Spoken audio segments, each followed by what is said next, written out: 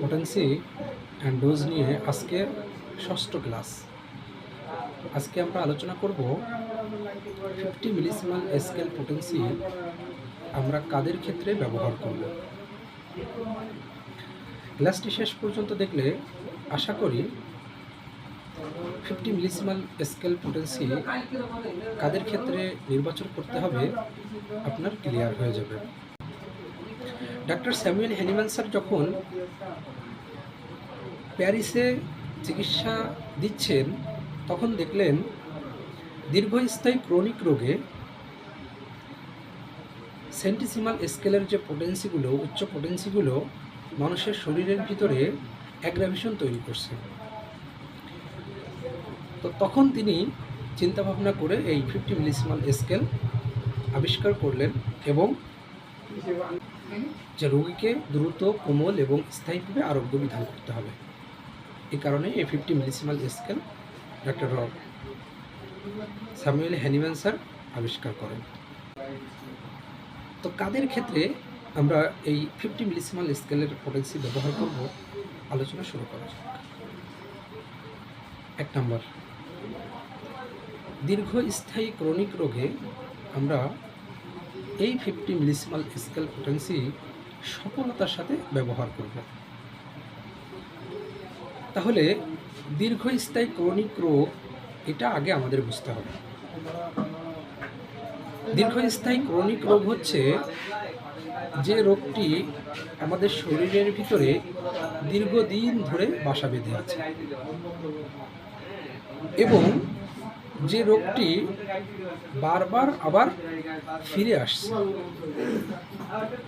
এবং এই রোগটি নিজের থেকে নির্মূল কখনোই হয় না।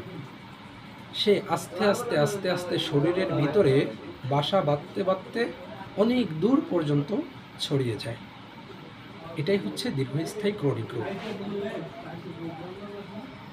এখানে দীর্ঘস্থায়ী ক্রনিক রোগ বছরের পর বছর ধরে আছে বলেই যে আমরা তাকে দীর্ঘস্থায়ী ক্রনিক রোগ বলছি তা না। যদি সেটা আনকিউরেবল হয় এবং শরীরের ভিতরে বাসা বেঁধে সে নিজের থেকে চলে যেতে না চায়, সেটা যদি 2 সপ্তাহ 1 মাসেরও রোগ হয়, সেটাকেও কিন্তু আমরা দীর্ঘস্থায়ী ক্রনিক রোগ হিসেবে বিবেচনা করব। তো সাধারণত আমরা দীর্ঘস্থায়ী ক্রনিক রোগে আমরা সফলতার সাথে এই এলএম পোটেন্সি ব্যবহার করে থাকি। তাহলে দীর্ঘস্থায়ী ক্রনিক রোগে আমরা কেন এলএম পোটেন্সি ব্যবহার করছি? এর কারণ হচ্ছে এলএম পোটেন্সি হচ্ছে কোমল এবং মৃদু এবং স্থায়ীভাবে একটি রোগীকে আরোগ্য বিধান করে।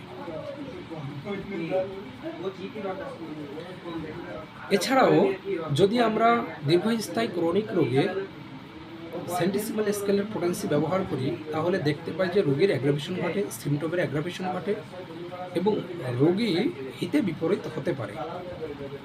এই কারণেই দীর্ঘস্থায়ী ক্রনিক রোগে একজন ডাক্তারের সবচেয়ে পছন্দনীয় পোটেন্সি হচ্ছে এলএম পোটেন্সি। দীর্ঘস্থায়ী ক্রনিক রোগে কয়েকটি উদাহরণ আমি যদি আপনাদের কাছে দেই, যেমন দীর্ঘস্থায়ী একজিমা, দীর্ঘস্থায়ী সোরিয়াসিস, দীর্ঘস্থায়ী মাইগ্রেনের সমস্যা, দীর্ঘস্থায়ী অস্টিওআর্থ্রাইটিস। এই যে দীর্ঘস্থায়ী সময় ধরে শরীরের ভিতরে আমাদের ক্ষতি করতেছে এবং সে নিজের থেকে চলে যাচ্ছে না, এটাকে আমরা দীর্ঘস্থায়ী ক্রনিক রোগ হিসেবে বিবেচনা করি এবং এই সময়ে আমরা এলএম পোটেন্সি ব্যবহার করব। তাহলে রোগীর অ্যাগ্রাভেশন বাড়তি অ্যাগ্রাভেশন হবে না এবং সে কষ্টও কম পাবে এবং সে মৃদু এবং কোমলভাবে এবং স্থায়ীভাবে আরোগ্যের দিকে আস্তে আস্তে আস্তে আস্তে সে যেতে থাকবে। এরপর 2 নম্বরে আমরা অতিরিক্ত সংবেদনশীল রোগীর ক্ষেত্রে আমরা এলএম পোটেন্সি ব্যবহার করব। অতিরিক্ত সংবেদনশীল কাকে বলে? অতিরিক্ত সংবেদনশীল হচ্ছে যার শরীরে অল্প মাত্রায় ওষুধ দিলেও সে সহ্য করতে পারে না। অর্থাৎ উচ্চ পোটেন্সি যদি আমি অল্প মাত্রায়ও তার শরীরের ভিতরে প্রয়োগ করি, একটি ডোজ, সেখানে সে অ্যাগ্রাভেশন তৈরি করে। অর্থাৎ অতিরিক্ত মাত্রায় অতি সংবেদনশীল।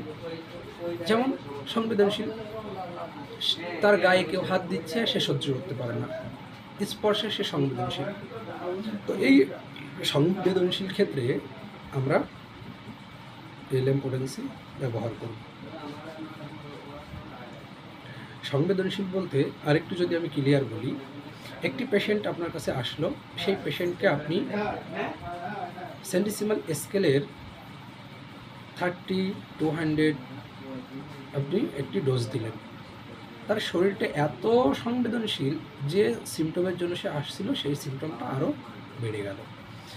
এই কারণে এলএম পোটেন্সি হচ্ছে সূক্ষ্ম থেকে সূক্ষ্ম মাত্রা থেকে ভাইটাল ফোর্সকে উজ্জীবিত করে আস্তে আস্তে আস্তে আস্তে সেই শরীরকে আবার পুনরায় স্বাস্থ্যে ফিরিয়ে আনতে সাহায্য করে। এ কারণে অতিরিক্ত সংবেদনশীল রোগীদের ক্ষেত্রে, অতিরিক্ত সংবেদনশীল শরীরের ক্ষেত্রে আমরা এলএম পোটেন্সি সফলতার সাথে ব্যবহার করে থাকি। 3 নাম্বার, দুর্বল ভাইটাল ফোর্স যাদের, তাদের ক্ষেত্রে আমরা এলএম পোটেন্সি ব্যবহার করব। দুর্বল ভাইটাল ফোর্স কিভাবে আমরা বুঝব? দুর্বল ভাইটাল ফোর্স বোঝার একমাত্র উপায় হচ্ছে তার রোগটি দীর্ঘস্থায়ী ক্রনিক রোগ। যখন একটি পেশেন্টের দীর্ঘস্থায়ী ক্রনিক রোগ তার শরীরের ভিতরে বাসা বাঁধতে বাঁধতে শেষ অন্তিম পর্যায়ে চলে আসে, তখন তার ভাইটাল ফোর্স আর সবল থাকে না, তার ভাইটাল ফোর্স আর স্ট্রং থাকে না। তখন ভাইটাল ফোর্স অনেকটা দুর্বল হয়ে যায় এবং অনেকটা উইক হয়ে যায়। অ্যাকুইট রোগে কিন্তু আমরা আবার দেখি যে ভাইটাল ফোর্স কিন্তু অনেকটা শক্তিশালী থাকে এবং ভাইটাল ফোর্সের প্রসেসে সেই রোগী সেই রোগটাকে দ্রবীভূত করে আবার পুনরায় স্বাস্থ্যে ফিরিয়ে আসে। কিন্তু ক্রনিক, দীর্ঘস্থায়ী ক্রনিক রোগে ভাইটাল ফোর্সের যে বিকৃতি, সেই বিকৃতিটা এত পরিমাণে চলে যায় যে তার ফিজিক্যাল সিমটম এর উপরে মানসিক সিমটম গ্রো করতে থাকে এবং একটা সময় সে মানসিক সিমটম নিয়ে এত পরিমাণ অসুস্থ হয়ে যায় যে সাথে সাথে তার ভাইটাল ফোর্সও দুর্বল হতে থাকে। এ কারণেই গুরুত্বপূর্ণ আমাদের এটা মাথায় রাখতে হবে যে ভাইটাল ফোর্স যাদের দুর্বল, সেক্ষেত্রে আমরা এলএম পোটেন্সি ব্যবহার করব। কারণ আমরা সেন্টিসিমাল পোটেন্সিতে বলেছিলাম যে ভাইটাল ফোর্স যদি কারোর দুর্বল হয় তাহলে আমরা নিম্ন পোটেন্সি ব্যবহার করব, যদি আমরা মধ্যম অথবা হাই পোটেন্সি ব্যবহার করি তাহলে কিন্তু অ্যাগ্রাভেশন ঘটতে পারে। মজার বিষয় হচ্ছে এলএম পোটেন্সিতে আপনি যে কোনো রোগীর ক্ষেত্রে আপনি 0/1 দিয়ে শুরু করতে পারবেন, অর্থাৎ এরপরে আপনি পর্যবেক্ষণ করতে পারবেন। এছাড়াও আপনি স্বাভাবিকভাবে তাকে বারবার বারবার একটি ওষুধ যদি সিমটম সিমিলিমাম হয় আপনি তাকে রিপিট করতে পারবেন। অর্থাৎ 50 মিলিসিমাল স্কেলের যে সুবিধা নবীন যে ডাক্তারগুলো আছে তাদের ক্ষেত্রে কিন্তু 50 মিলিসিমাল স্কেলের পোটেন্সি ব্যবহার করা অতি সহজ এবং তাদের ক্ষেত্রে ঝুঁকিও অনেক কম। তবে 50 মিলিসিমাল স্কেলের পোটেন্সি ব্যবহার করতে হলে আপনাকে একজন দক্ষ হোমিওপ্যাথ হতে হবে। দক্ষ হোমিওপ্যাথ ছাড়া 50 মিলিসিমাল স্কেলের পোটেন্সি ব্যবহার করে আপনি কখনোই সফলতা পাবেন না। কারণ 50 মিলিসিমাল স্কেলের ঔষধের সাথে রোগীর সিমটমের 100% না 95% সিমিলিমাম অবশ্যই হতে হবে। যদি সিমিলিমাম না হয় তাহলে কিন্তু এলএম পোটেন্সিতে আপনার কার্যকারী সমাধান আসবে না এবং কার্যকারী ফলাফল আসবে না।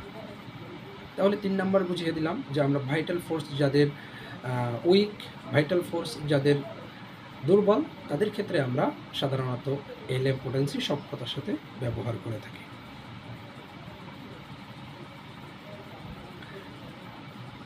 4 নাম্বার, অর্গানিক পরিবর্তন যাদের হয়েছে, অর্গানিক ডিস্টারবেন্স যাদের হয়েছে, প্যাথোলজিক্যাল চেঞ্জ যাদের হয়েছে, তাদের ক্ষেত্রে আমরা এলএম পোটেন্সি ব্যবহার করি। তাহলে প্যাথোলজিক্যাল চেঞ্জ বলতে আমরা কি বুঝি? অর্থাৎ স্বাভাবিক যে অর্গানগুলো, সেই স্বাভাবিক অর্গানের বিকৃতি। যেমন একটি পেশেন্ট আমাদের কাছে আসলো, পেশেন্টের পেটে গ্যাসের সমস্যা, তার বাথরুমের সমস্যা, তার ঘুম ঠিকমতো হয় না, অর্থাৎ অর্গানিক কোনো পরিবর্তন নয়, এটা তার স্বাভাবিক একটি পরিবর্তন, এর চেয়ে আর তার কোনো সমস্যা নেই। কিন্তু একই পেশেন্ট আমাদের কাছে এসে বলল যে আমার লিভার একটু বড় হয়ে গেছে। অথবা লিভারে একটু চর্বি জমে গেছে, অথবা পেটের ভিতরে আমাদের ডিওডেনাম আলসার সৃষ্টি হয়েছে। এটাই হচ্ছে আমাদের প্যাথোলজিক্যাল অর্গানিক পরিবর্তন। অর্থাৎ আমাদের যে স্বাভাবিক বডি, সেই বডির যে অর্গানগুলো আছে, সেই অর্গানের যে ডিস্টারবেন্স, সেই অর্গানের যে চেঞ্জ, এটাই হচ্ছে অর্গানিক পরিবর্তন। যেমন আমি যদি একটা উদাহরণ দেই, দীর্ঘস্থায়ী কিডনি রোগ, দীর্ঘস্থায়ী লিভার সিরোসিস। তাহলে অর্গানিক পরিবর্তন আমরা কয়েকটি উদাহরণ দেই। যেমন ফ্যাটি লিভার, অর্থাৎ লিভারের পরিবর্তন হয়েছে। ফুসফুসের রোগ, অর্থাৎ ফুসফুসের পরিবর্তন হয়েছে। কিডনি স্টোন, কিডনির দীর্ঘস্থায়ী কিডনির রোগ, কিডনি পরিবর্তন হয়েছে। এই ধরনের যে এনি প্যাথোলজিক্যাল চেঞ্জ, জৈব চেঞ্জ, এটাকেই আমরা অর্গানিক পরিবর্তন বলে থাকি। তো এই অর্গানিক পরিবর্তন আমরা যেখানে দেখব, সেই অর্গানিক পরিবর্তনে অবশ্যই আমরা এলএম পোটেন্সি ব্যবহার করব।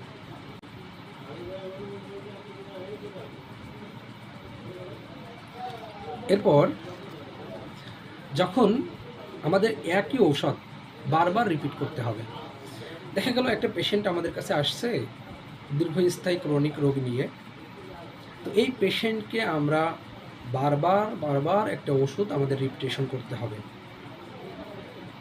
যেমন অনেকগুলো লক্ষণ নিয়ে একটা পেশেন্ট আমাদের কাছে আসলো, সেই পেশেন্টকে আমি 1M ভাইটাল ফোর্স অনুযায়ী, অথবা 30C, অথবা দেখা গেল যে 200C আমি একটা প্রেসক্রিপশন করলাম। তো যখন আমরা ভাইটাল ফোর্স অনুযায়ী একটা হাই পোটেন্সি অথবা মধ্যম পোটেন্সি আমরা ব্যবহার করি, তখন একটা পোটেন্সি ব্যবহার করার পর কিন্তু আমাদের অবজারভেশনে রাখতে হবে যে এই পেশেন্টটার কী অবস্থা, সেটা আমাদের দেখতে হবে। তারপরে যে আমরা আর একটা ওষুধ কিন্তু রিপিট করতে পারি। অর্থাৎ এর মাঝে আমাদের সেন্টিসিমাল স্কেলের পোটেন্সিগুলো কিন্তু আমরা আর ব্যবহার করতে পারি না।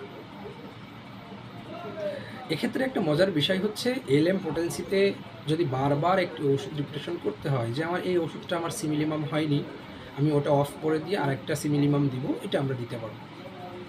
এই কারণেই বলা হচ্ছে, বারবার একটা পেশেন্টের দীর্ঘস্থায়ী ক্রনিক রোগে যদি ওষুধ বারবার রিপিট করতে হয়, সেক্ষেত্রে আমরা এই এলএম পোটেন্সি সফলতার সাথে ব্যবহার করতে পারব।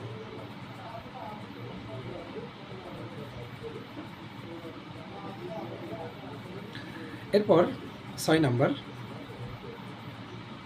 শিশু এবং বৃদ্ধদের ক্ষেত্রে আমরা সবসময় এলএম পোটেন্সি ব্যবহার করতে পারব। এলএম পোটেন্সি শিশু এবং বৃদ্ধদের ক্ষেত্রে কেন ব্যবহার করা হচ্ছে? কারণ তাদের ভাইটাল ফোর্স অনেকটা দুর্বল থাকে। এ কারণে শিশু এবং বৃদ্ধদের জন্য আমরা এলএম পোটেন্সি ব্যবহার করার কথা বলে থাকি। শেষে কয়েকটি কথা আমি আপনাদের সুবিধার্থে বলে রাখব। এলএম পোটেন্সি আপনি যদি ব্যবহার করেন, এখানে অনেক বেশি আপনি সুবিধা পাবেন। আপনি যে সেন্টিসিমাল, ডেসিমাল ব্যবহার করতে পারবেন না, অর্থাৎ 200, 1M, CM ব্যবহার করতে পারবেন না, এমনটা কিন্তু নয়। কিন্তু হাই পোটেন্সি, উচ্চ পোটেন্সি, ওর চেয়ে এলএম পোটেন্সি অনেকটা সুবিধাজনক এবং সেফটির জন্য অনেক বেশি ভালো। কারণ এখানে অ্যাগ্রাভেশন অনেকটা কম এবং রোগী আস্তে আস্তে কোমল এবং মৃদুভাবে এবং স্থায়ীভাবে আরোগ্যের বিধানের দিকে চলে যায়। এক্ষেত্রে অন্য সিস্টেমের চেয়ে আমি মনে করি যে এলএম পোটেন্সি সুবিধাজনক। তো আপনারা যে কোনো পোটেন্সি আপনারা ব্যবহার করতে পারবেন, এতে কোনো সন্দেহ নেই। Unique homeopathy academy YouTube channel subscribe করে আমাদের সঙ্গে থাকুন। আর হোমিওপ্যাথি সম্পর্কে জানতে এবং বুঝতে আপনাদের অন্য বন্ধুদেরও ইনভাইট করুন। ধন্যবাদ সবাইকে।